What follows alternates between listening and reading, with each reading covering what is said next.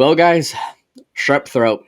It's not fun. I mean, I don't think anyone's ever really said it's fun, but it has not been fun for me. I mean, it's been hard to swallow, been hard to talk, anything. I mean, coughing. It's like a volcano erupted in my throat, honestly. But I'm here. I'm back. I appreciate you guys holding down the fort. I appreciate the fans still tuning in. But we've got a lot to cover today. We always do. Since the last episode, Juan Soto officially traded to the New York Yankees. I mean, gosh, I mean, it's like the Yankees and Dodgers nowadays. They've always just seemed to get everyone. And I look at that outfield and I'm like, did they really think this through? But that's a topic for another discussion. And then now you see Shohei Otani, and this is like the Aaron Judge free agency all over again. Where is he going to go? All these rumors of look at the flight logs. It looks like there's a private plane leaving LA to Toronto. Well, guess what? He was never on it. You guys just wasted your time.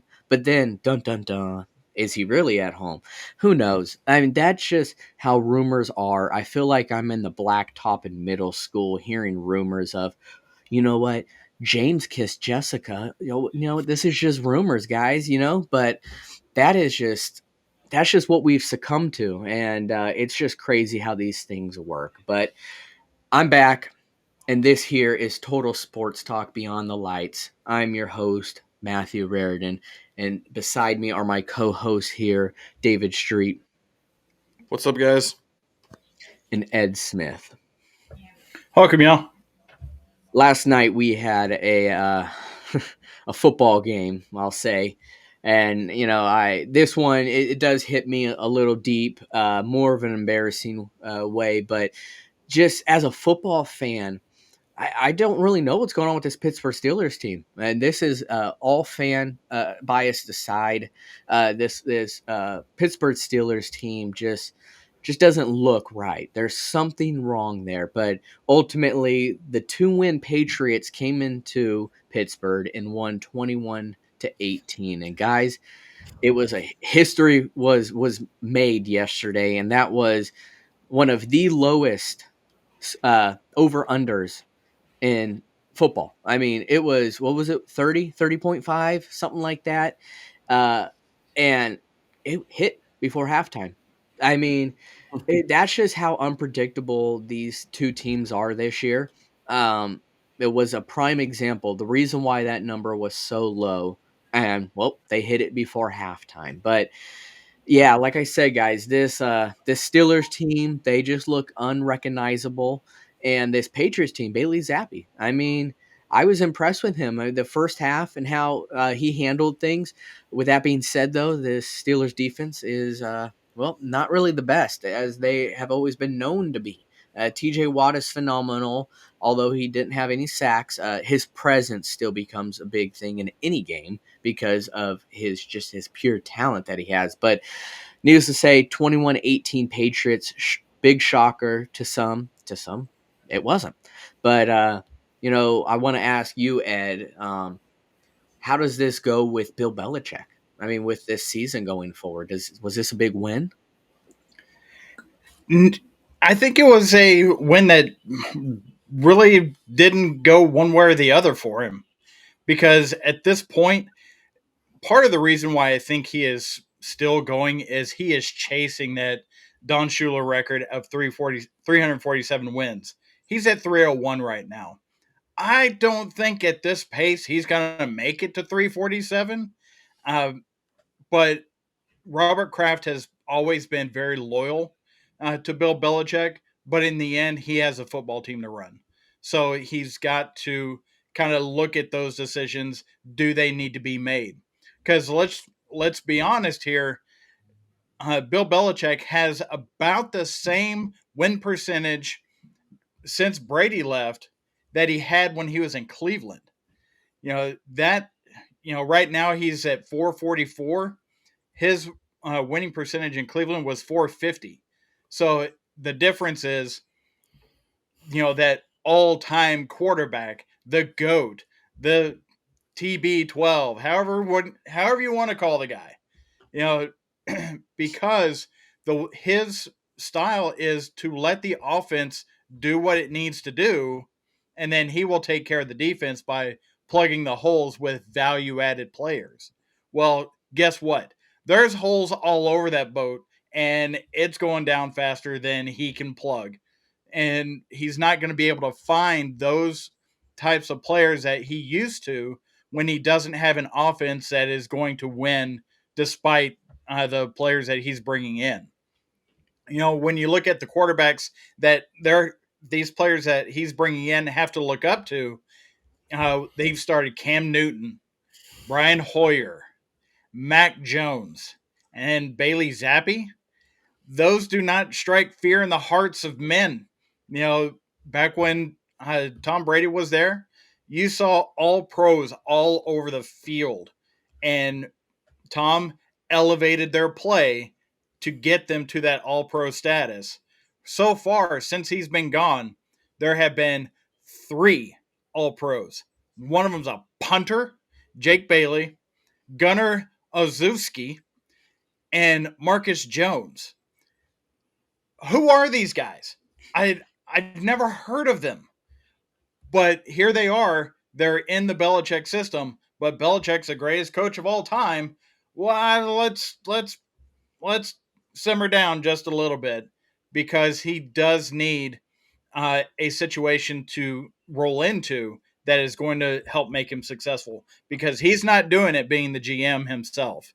His draft picks have not been great. They're still young, but they're not developing as quickly as they used to because he doesn't have time to develop them because he's too so worried about having to get that offense put together. I mean, David, what are your since you had Tom after he left New England? You know, are you seeing the same thing I am? Well, I think if you look at how the Patriots have been doing this year, their defense, especially lately, has been performing admirably, which isn't surprising at all because Bill Belichick is a defensive mastermind. That's never been the problem with Bill Belichick coach teams, right? Like, there's a reason why his background is not on offense, and now we're seeing that unfold. Now that Tom Brady is gone, you said it yourself. It is very, very hard to ignore Bill Belichick's record overall without Tom Brady, and it's not good at all. But I also firmly believe that Tom Brady and Bill Belichick were a dynamic partnership, and they were not able to win without each other. Now, granted, yes, Tom Brady did go and he did win my Bucks a Super Bowl, and Bill Belichick has had just one, maybe two winning seasons since. But overall, my point still stands. I think Bill Belichick is still an excellent coach, but he needs to step down as the team's GM. And you know, I totally get you on that, and because he needs to focus on coaching. I mean, you know, there's other coaches out there that do a great job over a long period of time, just focus on coaching, just like they have in Pittsburgh, right, Matthew? Exactly. Yeah. See, Pittsburgh, the way I'm feeling with them is they're in an identity crisis. And I'm not talking about the identity crisis we face in the U.S. today of, am I a man or a woman? It's more of, I mean, that's pretty easy to tell. It's just they are in an identity crisis on how do they want this team? What direction do they want to go? Who's our leaders? I mean, they're what schemes do we want to run? They are just lost right now. They're inconsistent and they are lost. Steelers have always been known as Blitzburg. We are going to blitz. We're going to run that 3-4 defense. And that's always been the standard on Pittsburgh. And then we're going to run the ball down your throat. You look at the running backs we've had in history as far as Jerome Bettis, Franco Harris, and now we have Najee Harris, who we thought maybe we're going to be kind of go down those lines as them, but I just really feel like they are stuck at where they are, and it's showing. It is clearly showing. Several weeks ago on this show, I said they are the worst, best team in the NFL right now. And I'm going to change that. They are no longer the worst, best team. They are one of the worst teams in the NFL because they are not producing how they should. We on both sides of the ball, the Steelers are mediocre. I've said earlier, yes, you have a talent like TJ Watt, Minka Fitzpatrick.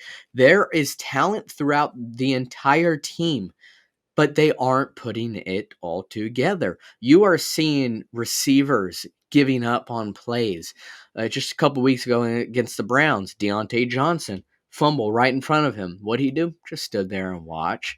Same thing with George Pickens, just barely blocking on a run play, and George Pickens is known to be an exceptional blocker. The team is just so unhappy, unsatisfied, and they're giving up. Here we are. We were, they were the fifth wild card, or they were the wild card spot at the fifth seed. Things were looking good, trending, but now it's starting to look bad. It's starting to slip away. The team, honestly, Mike Tomlin has probably lost the team right now.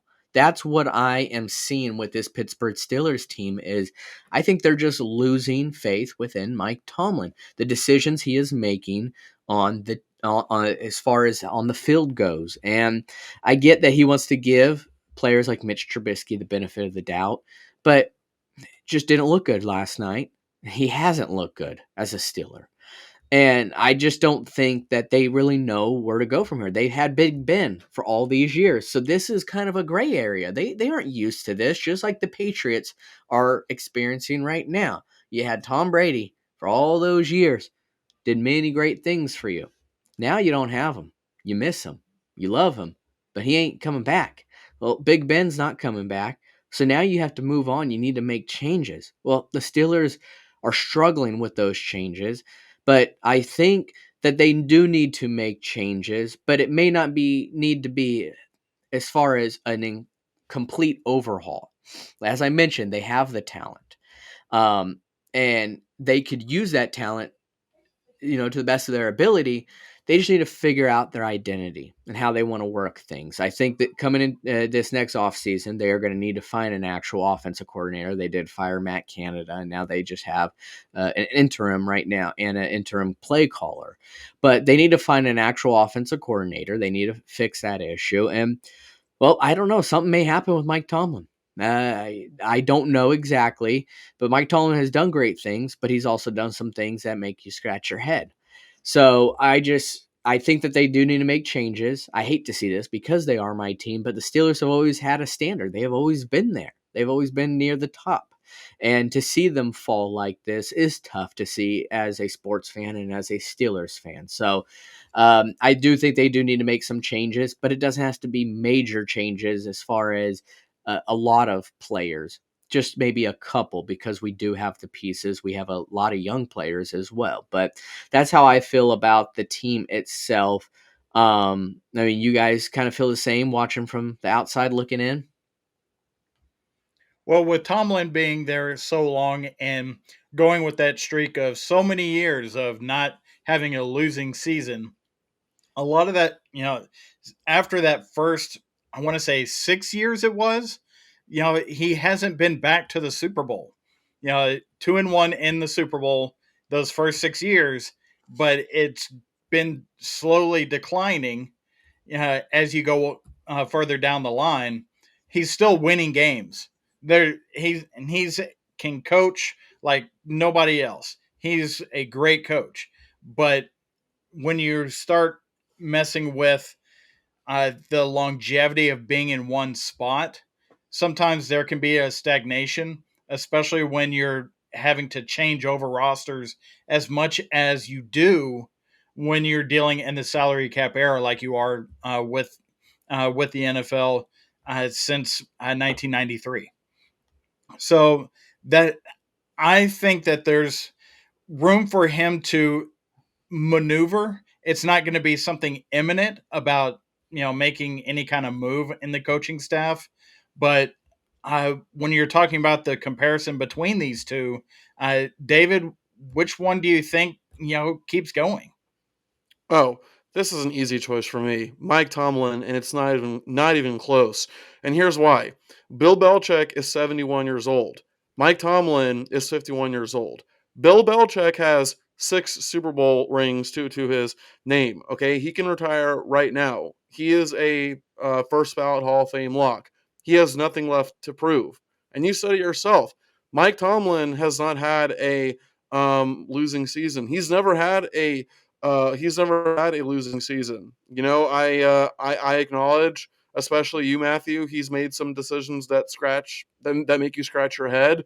But at the end of the day, you can't argue with results, especially with the roster turnover, especially at the quarterback position that the Steelers have had. I mean, to me, Mike Tomlin's not perfect, obviously, but if you are still guiding your team to winning results, even with different quarterbacks, that is a clear sign to me that you are an excellent head coach. So yeah, it's really not hard for me at all. Bill Belichick is getting old. He has nothing left to prove.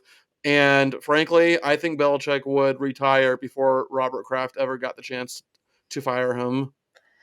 Yeah, I agree. The age is going to be a factor, and he only has 1 year left on his contract with the Patriots. So I could see that being the easy, clear cut answer.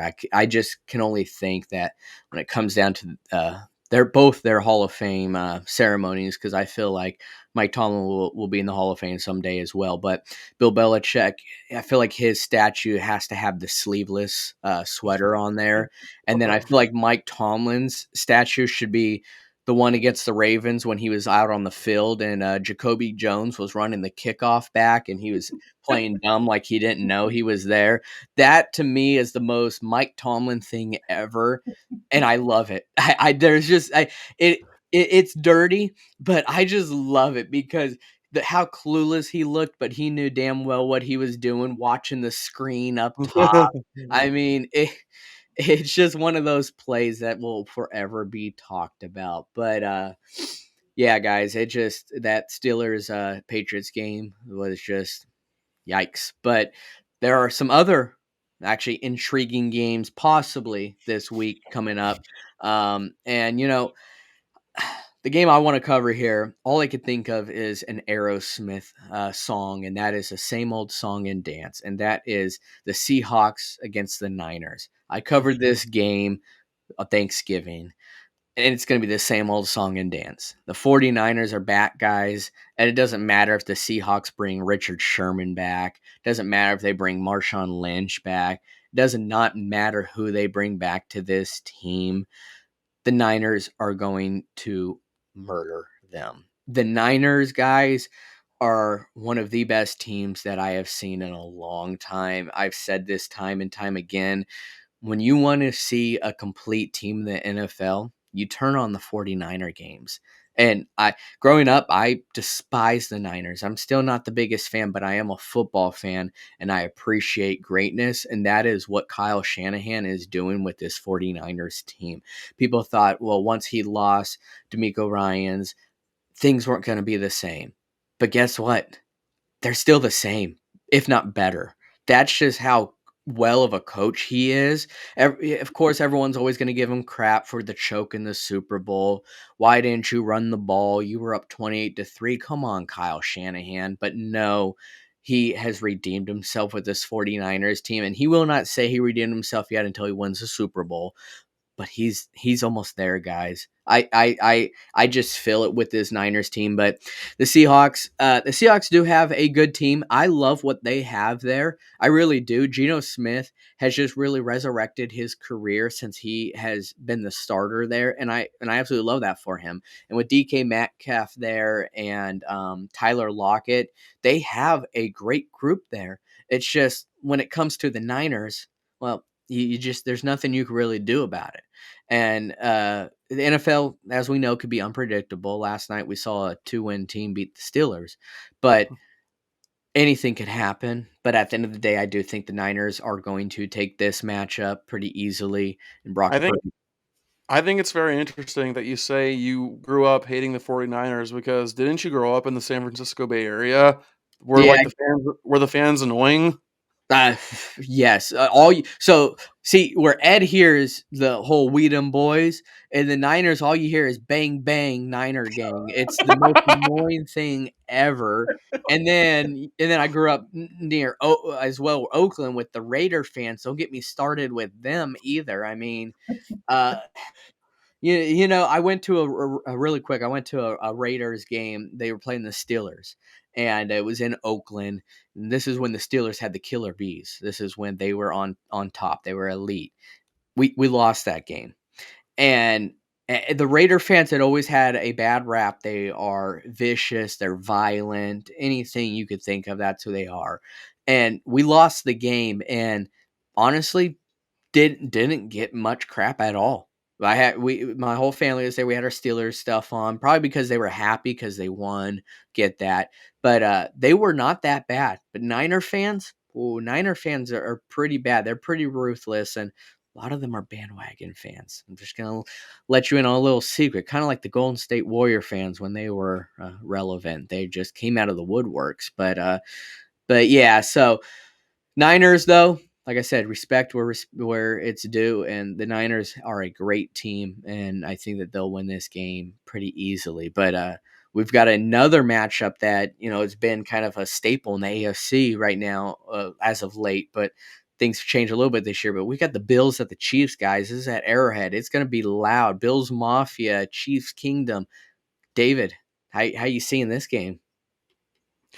Let me ask you guys a question.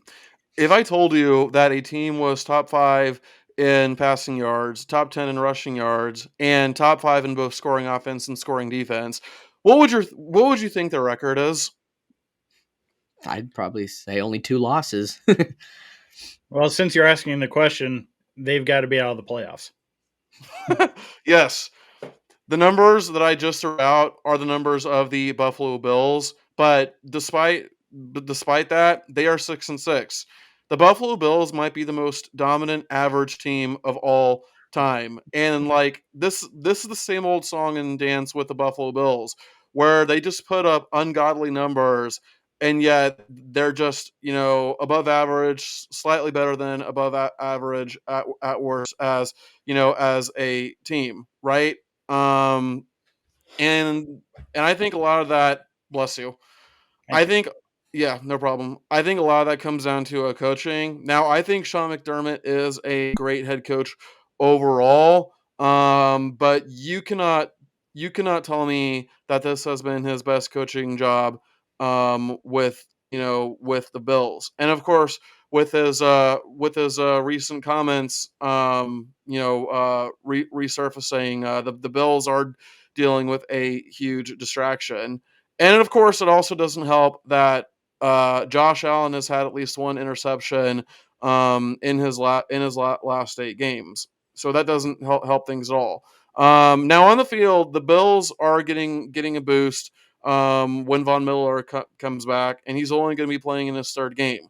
I look at how the Chiefs have been doing, and they haven't been as good on offense as they have been before. Like they're still good on offense, but it hasn't really been the main strength of their team this year. No, the main strength has been their defense. Their defense is playing at an elite level. They're fourth in total defense and third in scoring defense.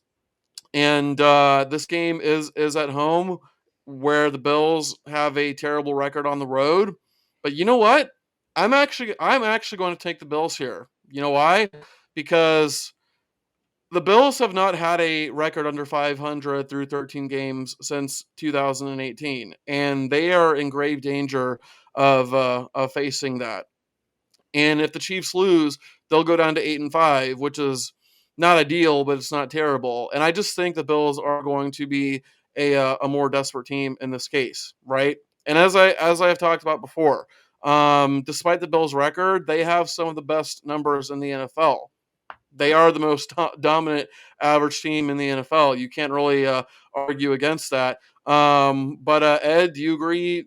Disagree? I think the Bills are going to pull off the upset, but what do you think? Chiefs Kingdom, Arrowhead Stadium, that is such a home field advantage. I have a hard time thinking the Chiefs are not going to take full advantage of that. You know, now I will say one of the things about the Chiefs that I've probably harped on maybe too much, but I'm still going to say it. When you have a wide receiving core that has all been drafted fifth round or later, you're going to struggle in a passing league. You know, the offense for the Chiefs have been revolving so much around Pacheco and Kelsey, and of course Patrick Mahomes, that those wide receivers, if they are not making those plays, they're not going to be as dynamic and explosive. They are used as extra samplings to help those main focal points in that offense.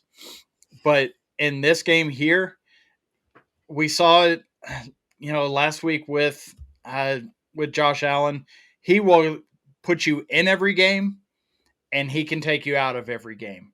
He's very Brett Favre like in that scenario, and I watched Brett for a lot of years with the with the jersey back there. Yeah, yeah. Uh, so it's very similar to me in that respect. But let me ask you guys just real quick, and I want to see it in the comments as well. Outside of Andy Reid, would you take Kyle Shanahan or Nick Sirianni as your head coach? I will take Shanahan. I think Shanahan is just a little more proven, but Sirianni is no joke. He's no joke at all. But I would take Shanahan by a slim margin. I'd agree with that with Kyle Shanahan. Just look at what he's doing. I mean, especially with Mr. Irrelevant right now. I mean, Brock Hmm. Purdy, Okay. he's doing a lot more with a lot less, in my opinion. But that's kind of what I also wanted to say too, really quick. Ed, is just going to correct you slightly. Bill Belichick begs to differ. He would grab some 6th-round picks from Kent State, who used to play quarterback, and put them at receiver. Look what they did. They won Super Bowls. But Yeah. that was a special breed. But my question ultimately is Taylor Swift going to be there? If she's not there, I got the Bills by 20. Just saying. One of the reasons why I asked a question about Shanahan and Sirianni is when I look at Sirianni and the Eagles, they're leading their league. He has helped build a culture within the Eagles that is outpacing what the Cowboys are doing, and those two teams are playing each other this weekend. It's a rematch from Week 9, which uh, from which the Eagles won basically at the last second uh, with in Philadelphia, and really it came down to, here we go again. The Cowboys refused to take points on fourth down, in Eagles territory, twice, and they lose by 5 points. They could have won that game. But this time they're playing in Dallas, which has been a house of horrors for defensive coordinators this season. But the other side of that is Philadelphia has been really good on the road. They are the fourth best team on the road in the NFL right now.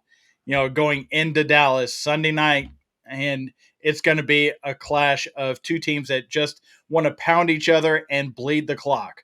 They both are very similar in the sense that they rely on the passing game to get ahead and then rely on the running game to, end the game.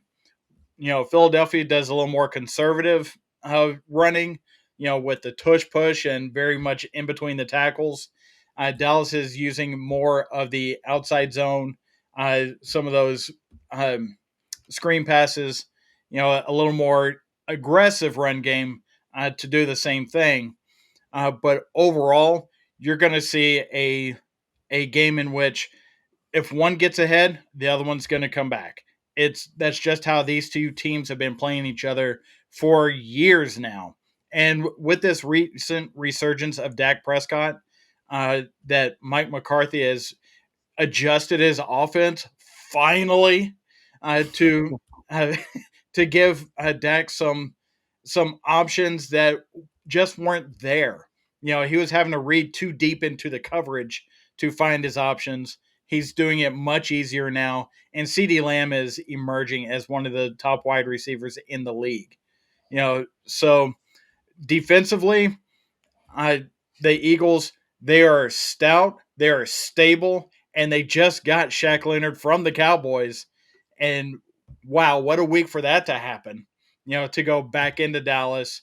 And the reason why he chose the Eagles is he wanted to play for a championship because, I think we've all said at some point or another, it's going to be difficult for Dallas to win championships with Jerry Jones as the GM. So, you're getting some motivation there on both sides. Shaq Leonard wanted to come back and prove Dallas wrong. Dallas wanted to prove Shaq Leonard wrong. You know, the Eagles come into this game at 9-2. The Cowboys are 8-3. They split this series. It's going to be fun down the stretch. But in the end, I am expecting the Eagles to squeak out a win, maybe less than a field goal. This time around. Do y'all have an opinion on that? Well, I think if the Eagles do win, and for the record, I do think the Eagles are going to win. I can definitely see them winning by a field goal because if you look at their season, they've been barely winning their games. They only have, I think, two, maybe three wins by double digits, but they keep winning, and that's all that matters at the end of the day. Yeah, the Eagles, they're pissed off. They just got their butts handed to them on national TV against the Niners. They're going to come into this game pissed off. They're going to lose. That's how I feel. They're going to come in so pissed off that I think that they're going to make a mistake. I think this Cowboys team has their identity. They have their game plan. They're going to be at home. They are looking crisp and clean right now, where this Eagles team just got embarrassed. I think that they come in, but they make that mistake that's going to be costly. So I see the Cowboys winning this game. So be interested to see how it plays out, though, because me and David do have different opinions when it comes to that. Now, I will throw one stat out there. If the Cowboys do win this weekend, it'll be the first time they beat a team that's over 500 this entire season. Well, it'll be about freaking time. We'll see. But let's go on to a different topic here that has just been a topic for just discussion. And I have a feeling we're going to be doing that right now as well. That is the transfer portal, the madness that is happening right now as we speak. We can go on Twitter right now, and there's probably something happening in the transfer portal. That's just how crazy it is right now. But I want David to kind of go over briefly just of the numbers right now and some big names that are out there. Well, right now we're seeing that 25% of players in college football are in the transfer portal. Yeah, it's insane. I'm with you, Ed. I mean, the I almost said the NFL, which is actually fitting because college football is slowly turning into NFL before our very eyes. It's become a business, and you talk about some of the top names in the transfer portal. In the SEC, we got Trevor Etienne who entered the portal yesterday. That is a massive loss for the Gators. I'm not gonna sugarcoat it. I have always said, and I have always believed that he is a better running back than Montreal Johnson is. He is shiftier. He can run between the tackles better. He's better after contact. Now, Montreal Johnson is not a scrub at all. Okay, Montreal Johnson is a very, very, very good running back, but Etienne, in my opinion, is just simply better than him. And there are talks of him going to Georgia, which is going to sting, but we'll see if that actually happens. And then you also have Walter Nolan, defensive tackle out of Texas A&M, monster on the Aggies defensive line. That's a huge loss for A&M. But elsewhere across the country, from the Big Ten, you got Kyle McCord hitting the transfer portal. That one definitely surprised me. And in the Pac-12, you got Cam Ward from Washington State and DJ Uiagalelei from Oregon State. Big 12, you got Dylan Gabriel, and ACC, you got Dylan Gabriel from Oklahoma. Almost forgot to mention his now former team's name. And in the ACC, you got Tyler Van Dyke out of Miami, and you've got Riley Leonard out of Duke. But guys, you want to know what my favorite transfer is by far this year? Who? Who you got? Tyler Buckner transferring as a lacrosse player. That is the Buckner. best transfer easily. Easily. Yeah, lacrosse. They have I their own mean league. They're fine. Man, I mean, listen, they like got money. you look at his football numbers, and they just don't stand out at all. And by the way, Matthew, quick question: I mentioned DJ Ukulele. His brother plays for Oregon, but is Oregon still in the running for DJ? You know, last year or before he transferred to Oregon State, it was rumored that he was going to be going there. That was their dream scenario with him and his brother, and I just don't see that happening. It sounds like Dylan Gabriel could be Oregon's guy. That's the rumors I'm hearing right now is he's actually going to be at Oregon this weekend, and it could be almost done by the end of the week. And that's how serious they are about Dylan Gabriel. Honestly, I could see why. I don't know why, but Dylan Gabriel just sounds like the name of an Oregon quarterback. I have no logic to explain that. It just sounds like it to me. I mean, if the shoe fits and if he does go to the Ducks, I hope that he achieves a success there that we're hoping for. But I want to dive into this right now. Transfer portal, option or obsession? That's really what it is right now, and it's more of unlimited free agency or is it opportunity seeking? Well, why can't it be both? And I want to give examples here. And you have players that kind of out of the ordinary. You mentioned Kyle McCord. Kyle McCord coming from Ohio State. What does Ohio State, Alabama, Georgia have in common in the last 5 years? They own and they control the first round in the draft. If you look at the last 5 years and you look down the list of number one picks in the first round, you're going to see Georgia next to them. You're going to see Alabama next to them. You're going to see Ohio State next to them. And you see this guy who had an undefeated year up until the game transfer. Why is that? Is that because Marvin Harrison Jr. is leaving and he's feeling like crap? Maybe I won't look as good now. I don't know. But you have moves like that is kind of in the middle. It's a head scratcher. Is he looking for opportunity or is he testing his water somewhere to see who really wants him? Then you have guys like Dylan Gabriel. Dylan Gabriel, you're kind of looking at a pattern here, kind of like an obsession. UCF, then went to Oklahoma, had some success there, but maybe not the success he's looking for. Well, now he wants to go elsewhere. You're looking for guys who, one, are always looking for the next best thing.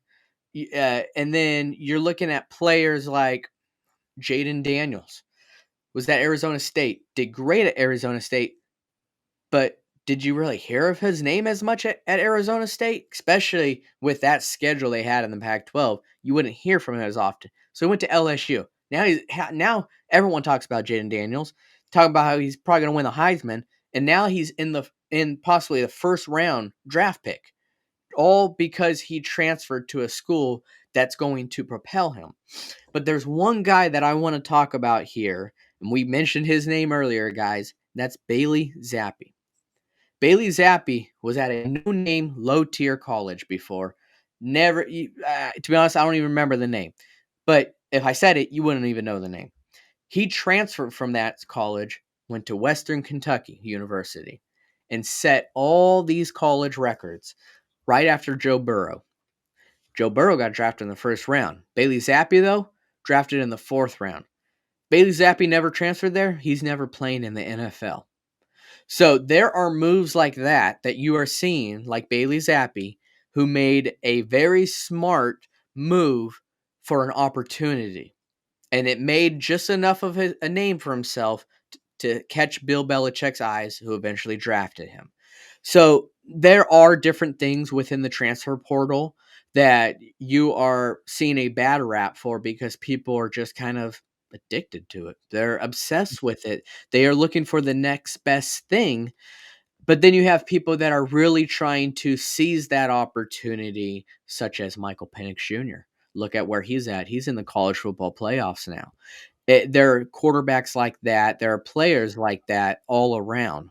You look at ETN leaving a big school like Florida, although they aren't having the success that you would like to have, uh, he could be going to a Georgia team with a higher success. So when you're leaving a big tier college like Florida, you're only leaving that school for an even bigger school. And there's only few names out there, and Georgia is one of them. So Kyle McCord, I don't really know where he's going to go. That's very interesting to me. You're leaving one of the top programs in the whole country. So I'll be interested to see where he goes. But that's kind of how I'm feeling, guys. I could go on this more on and on and on. But I mean, your guys' Well, thoughts really quick on it? you know what team has benefited from the transfer portal, especially at the quarterback position? Oh, Colorado. Well, sure, but LSU is what I'm thinking of. Joe Burrow transferred from Ohio State, became a Heisman winner. Jaden Daniels transferred from Arizona State and will probably win the Heisman Trophy. And let me ask you guys a question. Starting with you, Ed. Do you think it's more so that LSU has kind of developed a new strategy, for the quarterback position, or do you think they've just um, struck gold twice? Well, it depends on the offensive system. Does the player that you plug into that system run the system effectively? Do they play above the X's and O's? Because when you're talking about Jaden Daniels, he's playing above the X's and O's. That's where his success is coming. Joe Burrow, he was able to play above the X's and O's, but from the pocket, whereas Jaden Daniels is playing the X's and O, playing above the X's and O's, being all over the field. So it's definitely a combination of the two. It isn't just about getting a transfer portal quarterback. They still develop quarterbacks behind those guys. They just aren't sticking around long enough to take over the starting job because they're looking for opportunities to play. Because if you're not playing, you're not getting seen. Now, it's always been my I thought that if you can play, the NFL is going to find you. It doesn't matter if you're on a practice field, doesn't matter if you're in a game, doesn't matter if you're a Division 3 Wisconsin Whitewater. You are going to get seen by an NFL scout. And if you can play, you're going to get graded to see how well you would adapt to the NFL game. I'm glad you brought up both those names, both those quarterbacks, because you had Joe Burrow, who was on the bench, who was looking like he wasn't going to see the game at all. So he made a better decision to transfer, went to LSU. We all saw how that worked out. You had Jaden Daniels, who would probably be a 4-year starter at Arizona State had he stayed there, but he wanted a bigger name for himself. And now you see where that's going. It's coming full circle. Possible Heisman winner, now possible first round draft pick. Then you have Cam Ward. This is what's crazy about Cam Ward. You probably can't even think of another play out of Washington State besides Gardner Minshew, aka Uncle Rico.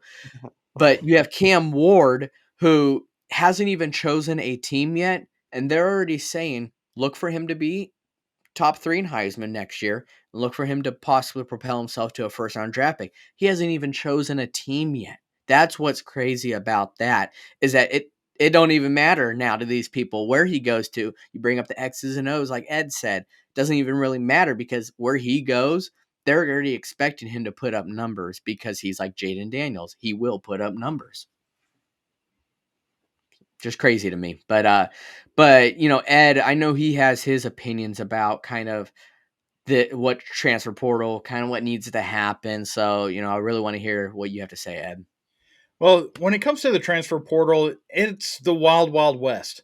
There's people getting gunned down in the streets. When it comes to you know, everybody's just going everywhere, and it's almost impossible unless you're guys like us that look at this stuff every single day to know where each player is going to wind up, and what that is supposed to look like. Because you can't really tell what a player is going to really be in a team until you get some games under him, because it's all about how do they mesh with their new teammates in the new system, and are they developing, because you can't develop that well in a single system when you're jumping transfers every year. I mean, look at JT Daniels. he developed a little bit, but not as much as what he should have. And that's just, from watching him go from place to place to place to place, And ending at the bowl of rice after this season. Now, didn't he recently retire too? he recently retired from college football. Medically. What a crazy statement that is. You're retiring from college football. That means that you've been in college football for so long that your body just can't take it anymore. Does he get a That's pension? insane to me. Huh? Does he get a pension? He's retiring. Uh, yeah, you would think so. Yeah. Uh, Right. you know, because there's no guardrails, that makes it so tough.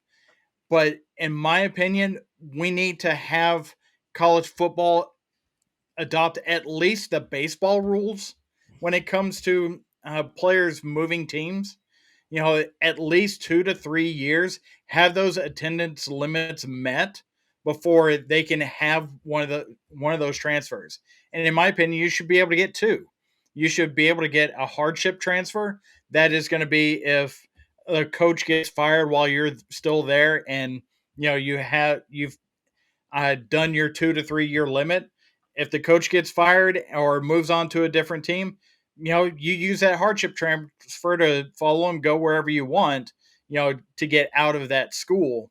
Or the other one, a free transfer once you graduate. I think the graduate transfer program worked well for the players that took advantage of it so they could get some tutelage under coaches that were not there before that give them a leg up in looking at what their life is ahead as far as trying to get drafted or move on with other things in life.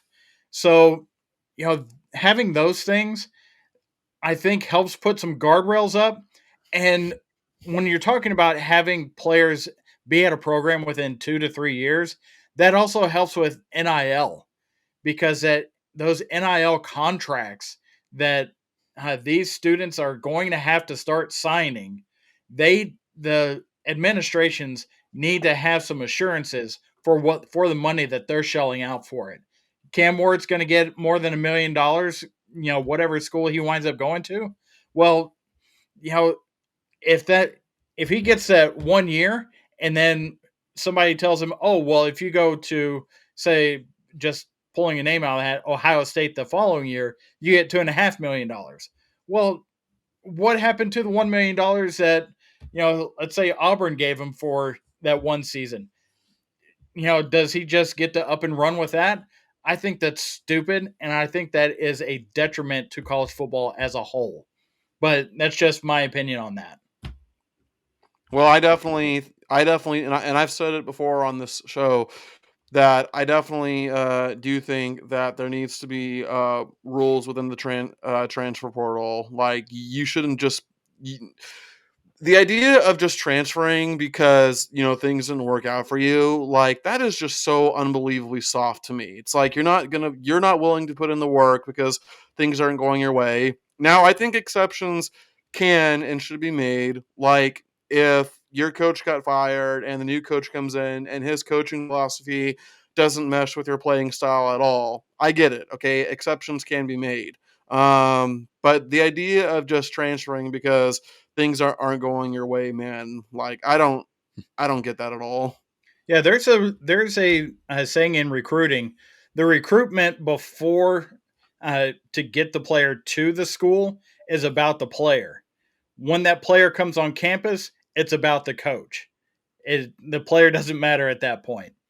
So for these players to come on campus and go, but it was all about me when you were talking to me before. It's not about me anymore. So I'm just gonna wipe my hands of this. I think that is, like you said, David, that's completely soft and is not somebody that's really serious about improving their game and fighting through the adversity of going through a situation like you're going to find in life. you know, Not the greatest situation that you're in, you know, but you've got to persevere through it and get better while you're doing it. Exactly. And I've roped on him before, but take Caleb Williams. I don't blame Caleb Williams for transferring from OU to USC because yeah, he's familiar with Lincoln Riley's coaching style, so that's one where I can totally understand. Yeah, like Shedeur Sanders. But we are beyond the point of saying things are getting out of hand because things are out of hand. This is an example of rolling out a plan without thinking of this plan. We are seeing this with NIL. We are seeing this with the transfer portal. They are kind of just making it up as they go. And now it's just chaos. It is everywhere and it is out of hand. So they need to get a grasp on all of this. And they need to, I don't want to say come to conclusion because there are things that will eventually need to change, but they need to have some guidelines. They need to set this up because it's only going to get messier and messier and messier to the point to where no one could clean it up. So that's how I feel about it too. So I agree with you that there do need to be some repercussions, there need to be some changes, but in the time being, we're just seeing it kind of just go everywhere. So the transfer portal, option or obsession, I'm sticking with that. Uncle Tony, heavyweights, thank you for that. But yeah, but that's about all we have today, guys. We appreciate you guys tuning in. Please hit that like, subscribe button, and drop down in your comments how you guys feel about the transfer portal, who you think the biggest name is out there, and where you think they're going to go. Because we are hearing rumors just like these MLB free agency rumors. Who knows where these people are going to go? You just have people sitting on Twitter all day thinking they are the next biggest agent like Scott Boras, but they're not. They're just typing whatever. That's just who they are. So, but pay attention to it, guys. But drop in the comments section who you guys really think these big name guys like Dylan Gabriel, Cam Ward, DJU, all of them are going to go to, because they're big names and there are some big schools out there that are going to need to fill in some shoes, because there are a lot of people going to the next level this next draft. So, but yep, go ahead and share this video, guys, and please continue to support us. We really, really appreciate that. We appreciate you guys as well. So, till next time, guys, we are rounding third and we are headed for home.